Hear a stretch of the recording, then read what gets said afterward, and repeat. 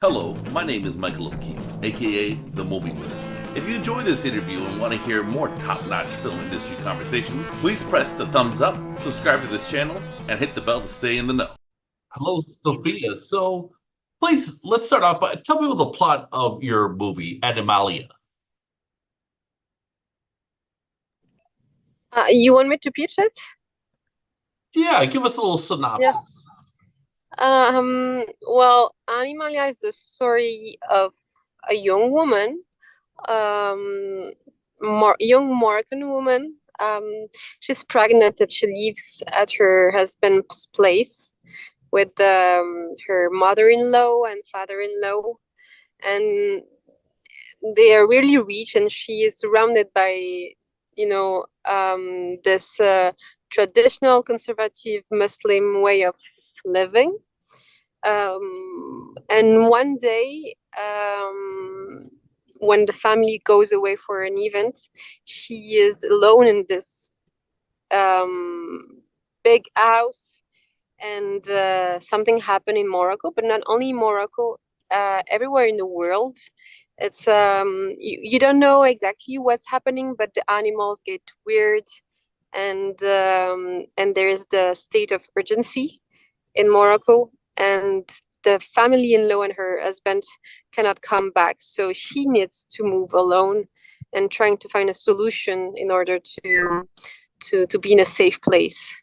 So this is the journey of this young woman, alone, going through the Moroccan mountains, meeting people, weird animals, in order to be in this safe place.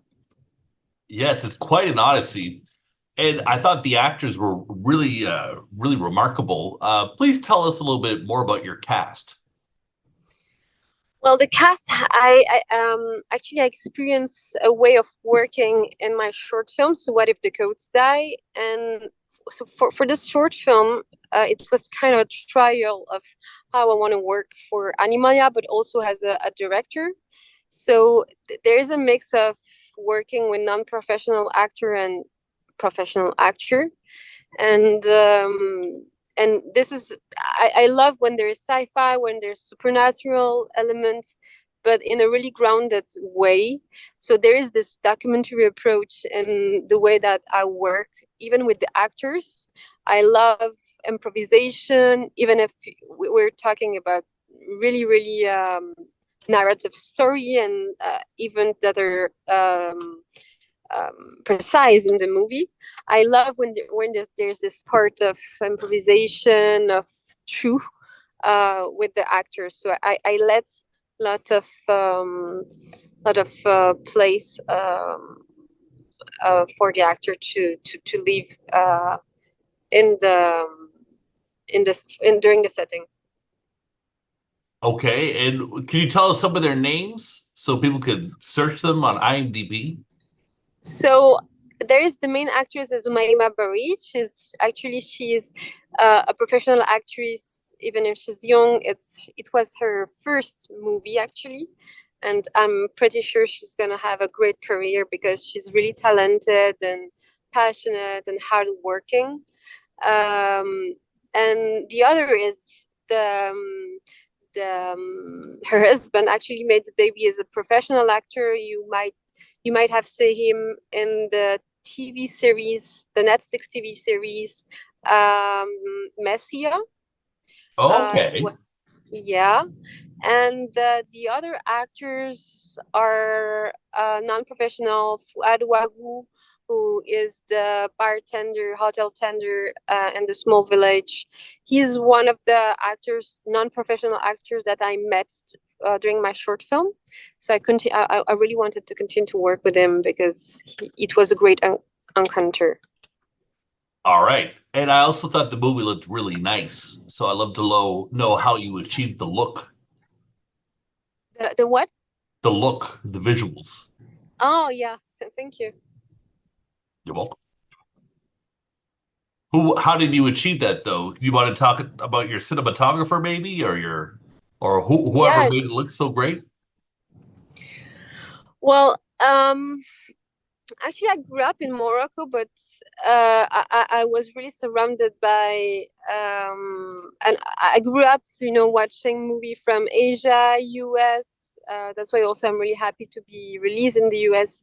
Uh, and but at the same time, I didn't want to make a typical Arab movie because in the Arab world, it's always a social realistic drama, and I was always fascinated by supernatural, by stories that give you a bigger a bigger scale of the world. And I wanted to make a movie that is set in Morocco and a special place, special location, but um, where where I can play as a director with a cinematographer with some VFX, even if it's a low budget movie for the US, for example. It was about trying to make yeah aesthetic movie, poetic movie, and using the code of the genre um, for a really typical for an Arabic movie. Nice. Yeah, there is a lot of mystical slash religious talk. Tell me why that's an important component for you. How are you? Has that been near and dear for you for a long time? Yes. Well, my mother, she's French Christian, and my father, he is Moroccan Muslim, obviously. And I Oh, grew up in China, which is, there's this spiritual, their own spirituality. And so I grew up really trying to understand, why should I respect, why should I believe this way or not another way? And I was surrounded by people from different culture, different way of thinking, different way of believing. So I always, I think, re-question my own beliefs, in a way. And I did my studies in Paris, and I started working in Paris during 10 years. And when I came back in Morocco, because I live in Morocco right now, I was a bit, um, it's a religious country, obviously it's a Muslim country. Um, but I wanted to question the relation that people have with faith. Is it dogma? Is it an habit? Is it because we're still in this really worldwide society where money, where career is really important everywhere in the world, even in those Muslim countries. And I really wanted to re-question: is it really spirituality or is dogma, tradition? And so it was about re-questioning that. interesting. Um, what do you think is the best thing about the movie? About the one? About the film? What do you think is the best thing Oh, about this movie? I don't know. Animalia was kind of a trial because I could produce it, and it's I tried many things, so I'm really happy to have to had to have had, I don't know how to say exactly, to have the chance to have made this film with a lot of freedom, using and trying to work with animals, with non-professional actors, with some VFX. There's some creative vision that's at the beginning on the paper could be really complicated and to make. So it was a big challenge to make Animalia as a first feature film. So, I mean, when you're making a feature film like this, there is, of course, stuff that's now, a few years after, and I would do differently, of course. But I think this is the magic of of first feature film, is that you just need to try stuff. And some stuff are good and you're happy of it. But everything is a great experience to grow up as a director. All right. So you mentioned the challenges. What was the biggest challenge on set that you overcame? I think the biggest challenge is that the movie was always in it could have been I wanted to be sometime really poetic and there's some scene that could have been really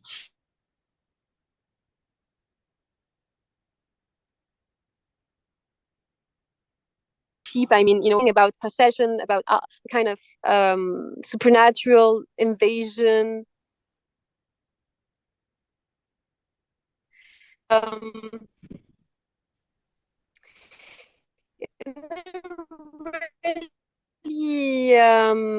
Really, so it was really hard to stay. I don't want it to be quiche or a Z film. You know what I mean? And it was really hard to create this balance between something really anchored in the reality and something using the genre element. So this balance was really hard to make in the scenes. Yeah, sometimes. All right. And who are some of your all-time favorite directors?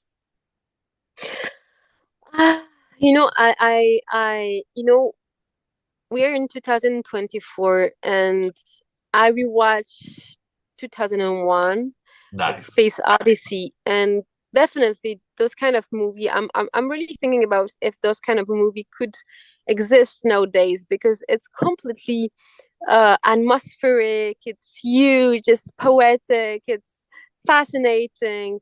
So deeply I'm inspired by those films. Those filmmaker like Kubrick were visionary, of course, and I think the greatest challenge is to make sci-fi, deep sci-fi like this, which are something that we can connect to people, but at the same time trying to have acts to give, and to question our society, to question ourselves as a human being in another way than just I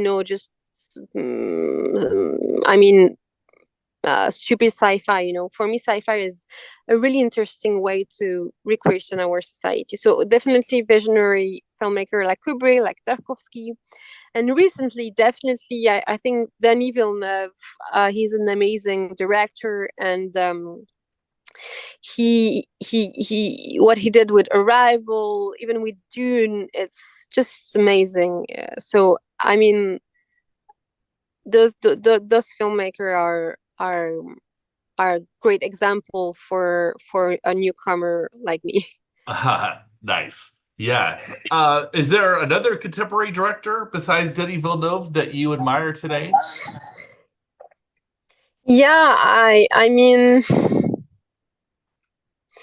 there's many actually. There's this filmmaker. Um, there is if I can you there's no there's many filmmakers. Just think about, because there's Asian filmmaker like Bong Joon-ho, Wong Kar-wai, where they're making film, really entertaining and using genre, and I love how they they they they're really generous in their movie. And um yeah, and actually I love also Yorgos Lanthimos, Oh yeah. the Greek filmmaker.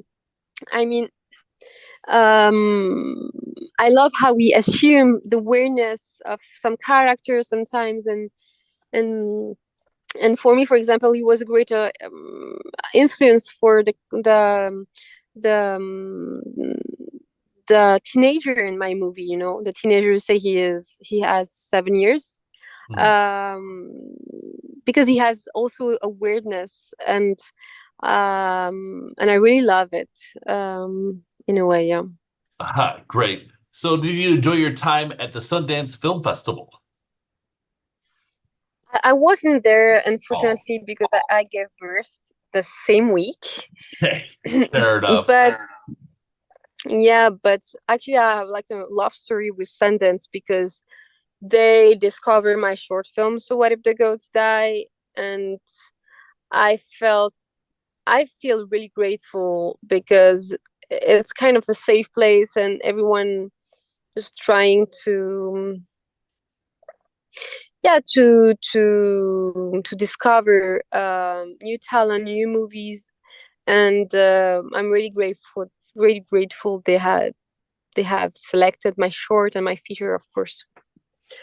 That's great. Sophia, thanks so much for your time. It was really nice talking to you today about your movie Animalia. Thank you. Thank you. What's next for you before I let you go?